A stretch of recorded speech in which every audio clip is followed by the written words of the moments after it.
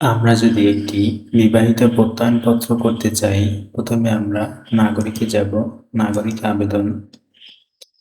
এখানে ব্যক্তির নাম, পিতার নাম, মাতার নাম, গ্রাম, পোস্ট, ওয়ার্ড, ফোন নাম্বার দিয়ে তথ্যগুলো পূরণ করব। তথ্যগুলো পূরণ হয়ে গেলে সাবমিট করার বাটনে আমরা ক্লিক করে নেব। যেহেতু আমরা প্রত্যয়নপত্র দিব, সেক্ষেত্রে আমরা প্রত্যয়ন আবেদন ফর্ম অ্যাপ্লাইতে ক্লিক করব। প্রত্যয়ন নির্বাচনকরণ থেকে আমরা বিবাহিত প্রত্যয়ন সিলেক্ট করে ডান পাশে সাবমিট করুন বাটনে ক্লিক করব। এখানে অতিরিক্ত তথ্য স্বামী এবং স্ত্রী, স্বামী স্ত্রীর নাম এবং বিবাহের আনুমানিক একটা তারিখ।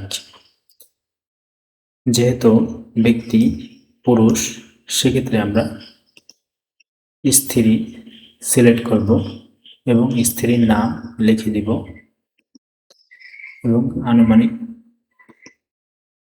যিনি আবেদন করতে আসছে ওনার থেকে বিবাহের একটি তারিখ জেনে আমরা সেটা এখানে বসিয়ে দিব।